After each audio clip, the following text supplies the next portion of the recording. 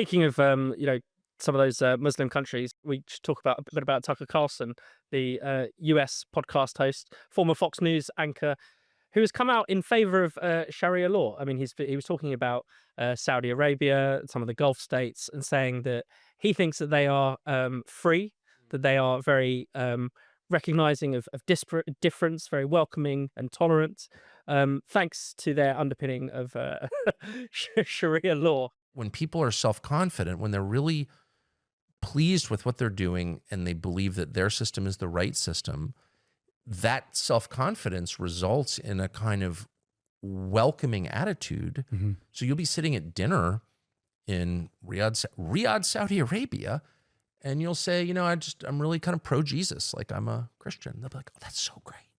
And they don't have the same. Well, they mean it. And they don't have the same belief. No, they're Muslims. They're Muslims. It's a country governed by Sharia law. Right. And they're like, that's great. I mean, Tom, what do you make of that? I mean, it seems just a complete inversion of the truth. And, we talk a lot about this sort of Islamo-left alliance, but we're certainly starting to see more people on the crankish end of the right dip their toe into this stuff.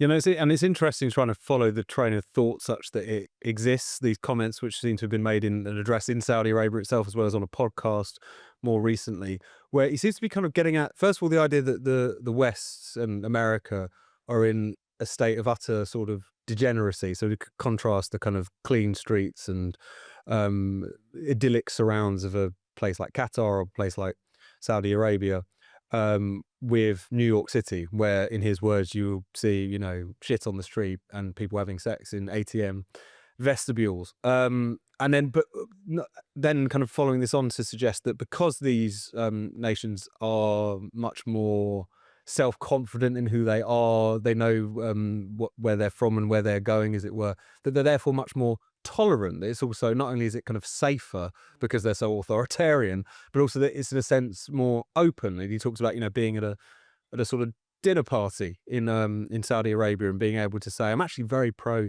Jesus, and then say, that's wonderful, completely ignoring the fact that in Saudi Arabia you can be pretty heavily punished if you are proselytizing on behalf of Christianity. You can be pretty heavily punished for breaching all kinds of strictures under Sharia law. So it's you could call it contrarianism if you're being charitable, but I think this comes from a pretty deep well of sort of it's almost like the right wing's mirror image of kind of leftist Western self-loathing to a certain extent, in the same way that you had kind of from the 60s onwards a lot of left-wing movements and intellectuals would see kind of Western modernity as quite kind of hollow and meaningless, and they found kind of authenticity and substance in these sort of exotic Eastern cultures, which might have their problems, but at least they know what they are. I think we're kind of seeing a similar thing on the more kind of traditional right-wing end of politics, which is so kind of affronted by the state of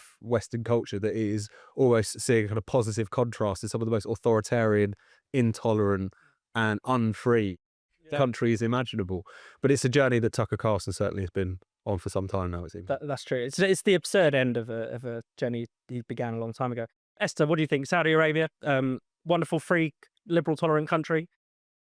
Well, I mean, Tucker obviously has the views that he has, because when he goes to countries like Bahrain, Saudi Arabia, Qatar, the UAE, he lives in luxury. He enjoys all the things that many of us Westerners, when we go to that part of the world, enjoy.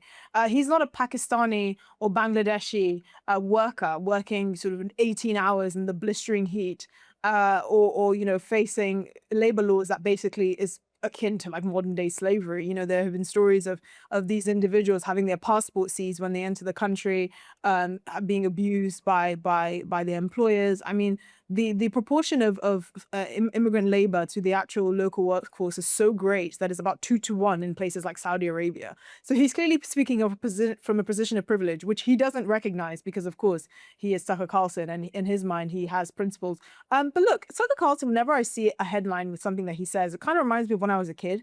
I lived near a zoo when I was a kid, and I was always so fascinated by the monkeys in the enclosures, because they just used to scratch their asses and like examine whatever kind of debris they managed to come off their asses. And I feel like that's what Tucker Carlson is like. Like he ruminates in his mind on to a degree of ignorance that is almost baffling. But to him, it's like, oh my gosh, I have discovered the answers to the universe wedged between my ass cheeks.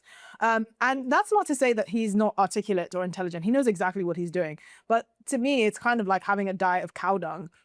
You can technically do it, but it's of no value. I don't mind listening to people that I disagree with. I actually think it's great. It's important to stress test your ideas, but I don't see anything of value that has ever come out of Tucker Carlson's mouth, especially in the last few years. This is someone who has no convictions to speak of.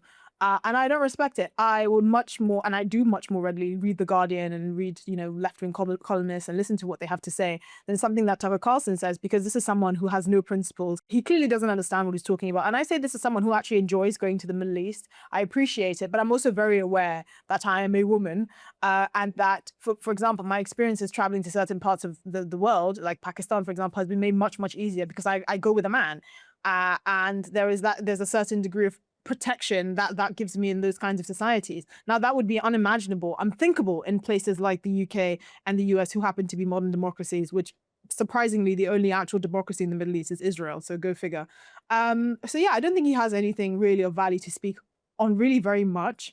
And that's not to say that he's dumb, but I'm not surprised something like this will come out of his mouth, because he's not a woman that's lived under Sharia law. He certainly wouldn't send his daughters to live in a country with Sharia law where they could be stoned for perceived infidelity or for not behaving in a certain way. And so, yeah, I'm not trying to slander him, but I don't think he has very much of value for me to absorb or listen to.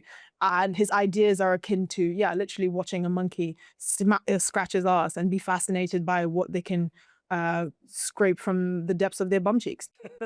I'm just fascinated by the way people like him just completely dive into these ideas with both feet, whether it's on, he starts questioning the narrative around the Second World War. And it's one thing to critique, what you see as the establishment history or whatever, but then he just dives into complete alternative, fanciful history where maybe Churchill was the bad guy. Oswald Mosley. Yeah, he's just bringing up Oswald Mosley. That he was the leader of the opposition, and I'm like, what history book did you steal from hell? Yeah. He was not the leader of the opposition. Like, what are you talking about? And the thing is, I watch him with fascination, again, like I would a monkey in a zoo, because I just think this is why I'm not rich, because I lack the audacity to lie so brazenly and to feign my ignorance as some sort of expertise. And then, like some sort of Houdiniac, just say, but I'm just asking questions.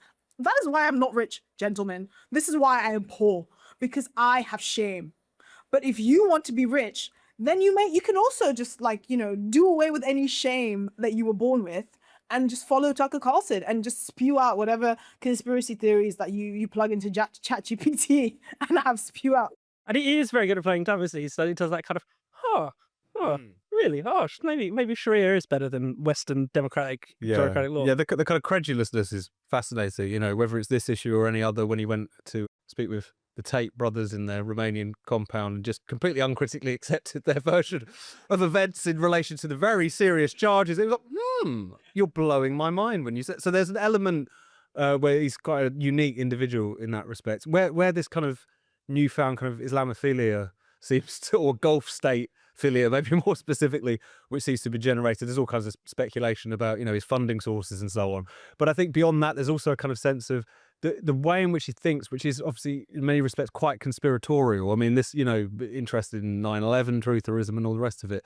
This idea that you've been lied to, and I think particularly in the context of his growing opposition to Israel, and growing up and long-standing now opposition to kind of neoconservative politics and whatnot, he seems to have latched onto that in relation to the question of pretty hardline Islamic regimes as well. Like the powers that be want me to hate them, but I'm a free-thinking individual who is so open-minded you could see past all of the lashes and the throwing gay people off of buildings in order to see the actually even more free heart of this place. I think that's the thing which is fascinating, the kind of crossover again with existing trends on the left, which is rather than kind of recognizing that there are problems with Western countries, whether it's not living up to our ideals in relation to freedom, whether it's being slightly detached from a sense of history and tradition, or some sort of national story or identity or whatever, rather than just looking at that on its own terms, there's this desire to say, if anything, we're